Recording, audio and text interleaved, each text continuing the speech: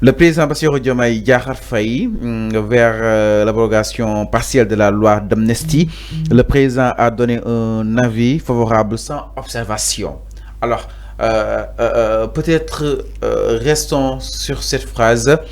Le président a donné un avis favorable sans observation. Peut-être pointons le droit exactement, c'est sans observation à fond. Loolu itam te am na ñu mu jaaxal parce que loi totale leen bëggoon ñu ne da nga koy partiel mais le président mu daal di koy jaarale sans observation est-ce que jàppoon ni itam war na ko observer. Est-ce que sans observation veut dire que c'est une abrogation partielle?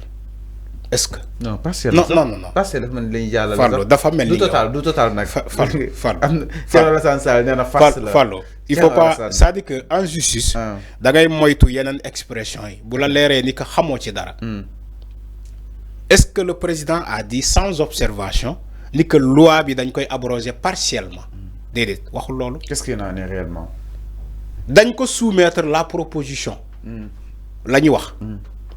Moom mu joxe accord am. Fala sur la wax vers l'abrogation partielle de la loi d'amnistie. Vers la ñuy wax. Ah vers enfin. Voilà. Donc non tu n'as pas compris ma question. Xam nga Fallou. Donc vers l'abrogation de la loi d'amnistie partielle, le président a donné un avis favorable sans observation. Ñu bëri aussi taxaw si li nga xam ne que moo di sans observation ak aussi pourquoi partielle, c'est la question à fond. Man information bi ma am. Dégguma ci baat partielle. Loolu dégg total. Dégguma ci baat partielle. Nga waxtaanee waat fii. Je t'assure.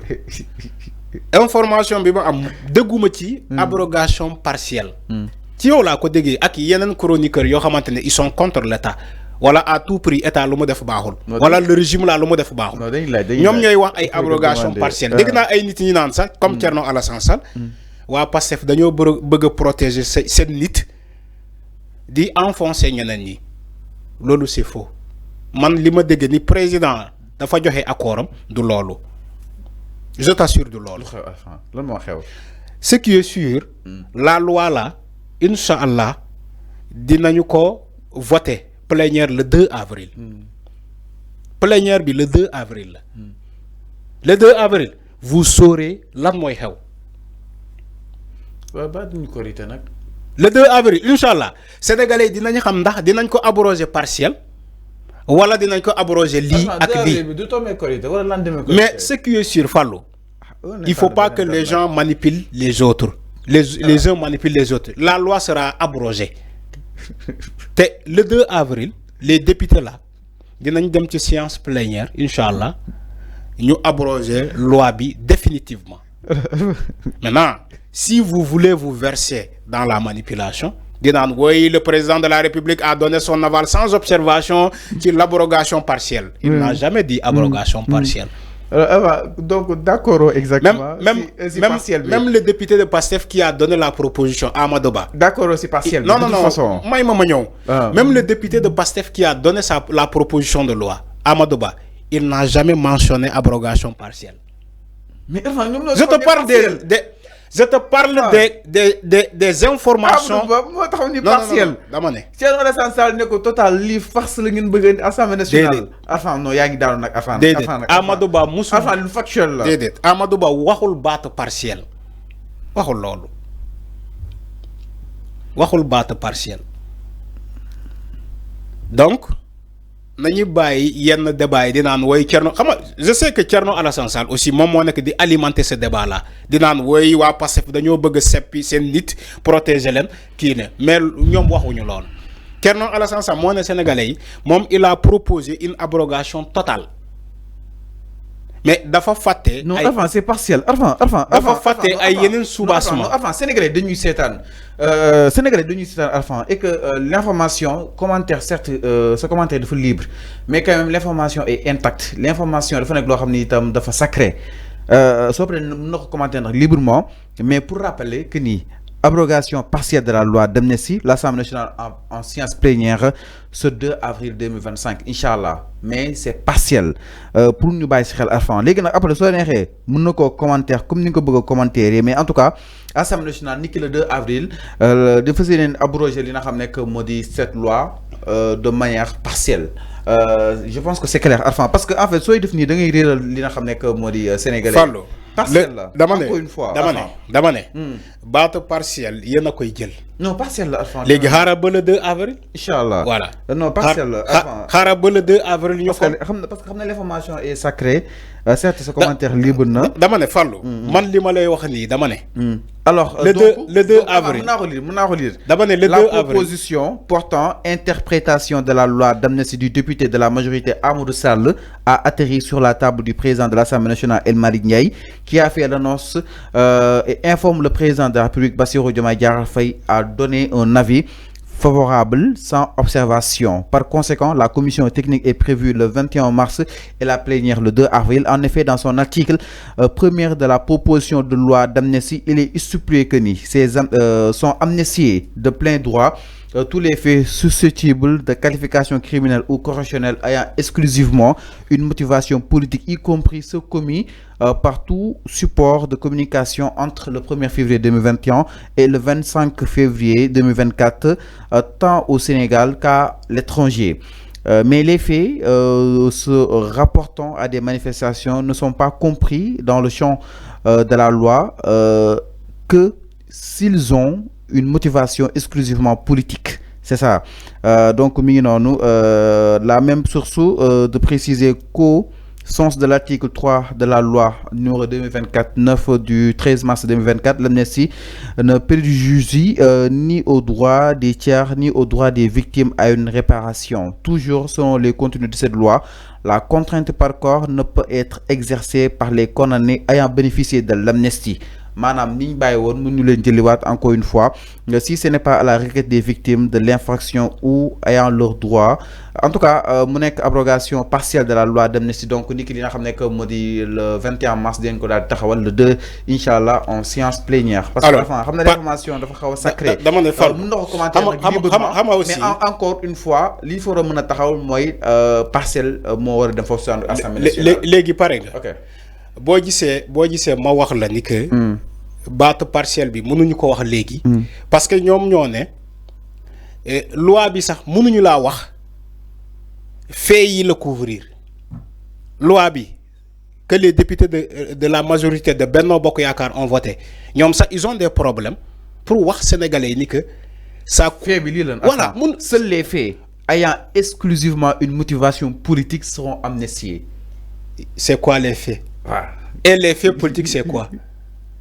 Moi, c'est là où il y a le problème. C'est là où il y a le piège. Tant que Sénégalais ont ces faits politiques-là, ban. Parce que dès que nous avons tantôt Ismaïla Madior Fall, l'affaire de Didier Badji et l'autre, après me rectifier.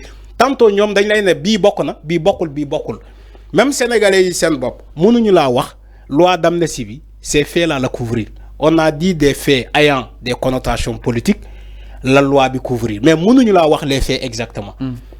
Moi tax mom Amadou Ba lu mu proposer il va falloir d'abord élucider les faits là. Quels sont ces faits? Il faut que fofu lañu bëgg léral sénégalais yi les faits yu loi d'amnistie bi couvrir ba paré bala ñuy wax doga amnistie mais mëno né da ngay ñëw nga amnistie total.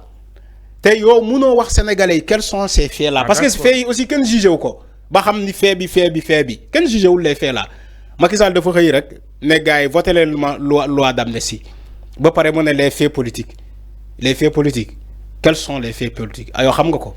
ah li fi jotoon xew Arfan bëri na. mais lu fi jotoon xew am na ñoo xamante dañuy taxaw ne la bii bokku ci pourtant ils le disent avec audace bii bokku ci.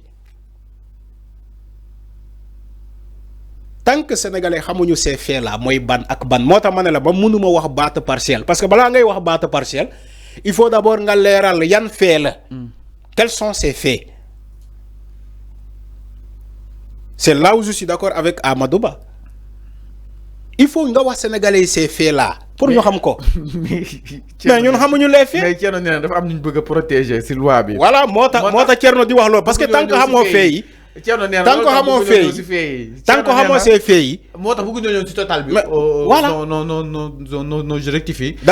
moom jàpp ne dafa am ñu bëgg a protéger. xam nga loolu ay wax Thierno xam nga loolu ay wax Thierno. waaw may ma rek xam nga ay wax Thierno Alassane Sall c'est tout à fait normal parce que opposant la parce que un politicien là bi opposé il doit à tout prix s'opposer motam mën na wax lolu nga nangul ko motam mané la bo gisé Thierno Alassane Sall di wax lolu ça parce que les faits là ken mënul situer ces faits là ban ak ban fallu motax ngay gis ay nit ñu melni Thierno Alassane Sall di nan dañoo bëgg protéger ay sen nit par wa Pastef alors que demeewul noonu sénégalais yi sen bop ñoo xamul les faits que Macky Sall a amnistié li ma lay wax ni ay information la motax Amadou Ba ci proposition de loi bu mu def assemblée nationale dafa ne il va falloir encore ñu tëggaat loolu pour ñu xam quels sont les faits. Quels sont les faits? Mais enfin, Macky Sall li mu wax mooy les faits politiques. Macky Sall mën na wax loolu 2021 à 2024. Fallu Macky Sall wax na loolu ay ministre Macky Sall wax nañu fii li que lii bokk na ci alors bokku ci am na wala amul wax nañu ba ñu ne ay affaire ay faire torture gars yi ne leen déedéet torture bokku ci c'est-à-dire que ñoom ci seen bopp ñoo njëkk a lëndëmal sénégalais yi lëndëmal xel sénégalais yi ci la loi d'amnistie bëgguñu wax sénégalais exactement quels sont les faits yu ñu amnistier parce que listé wuñu ko listé wuñu les faits là dañuy ne dans l'ensemble des faits politiques dañuy ne dans l'ensemble des faits politiques yaa ngi gis les faits politiques dafa yaatu am na ñoo xam te dañu ne woy yàq nañu sama Auchan keroog ba ñuy manifester kaay leen gën indemniser ma parce que ci effet politique yi la bokk kii nee ne woy dañoo jàpp kii nii di ko torture fële gars yi ne non kii tamit dañ ko torture dañ ko état daf ko war a jox ndàmpaay kii ne ko déedéet torture bokku ci c'est un crime tu vois moo tax il faut que ñu wax sénégalais quels sont les faits yu mu Macky Sall amnistié ba pare ñu doog a abroger. Alors leer na mi ngi noonu par rapport ñu doog a abroger foofu laay waxee moo tax ma ne la incha allah je te lance le défi le 2 avril vous saurez beaucoup plus ci Arfan lu mu expliquer mais par moment bii nii je sais que ñu bëri yooyu ñu ngi ci baat amnistie totale ak amnistie partielle. D'accord. Respecter la sacralité de l'information. D'accord dama ne je suis d'accord. moo tax ma ne jamono bii nii.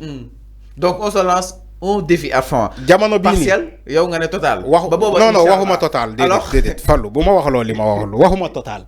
man je suis en train d'expliquer des faits dama ne amnistie bi il va falloir ñu wax sénégalais quels sont les faits ba ñu balaa ñuy abroger. Ok c'est clair. mais tant que xam nga faits yi ngay abroger doo ko xam. alors nangul naa la ko Arfan baax na garaaw am problème ñu daal ñëw itam si beneen ponk mbokk yi ginnaaw loolu mbiru dina xam ne que moo di amnistie beeg ak tolluwaay wi li itam du côté de la régie Arfan li ñu daal di tàbbi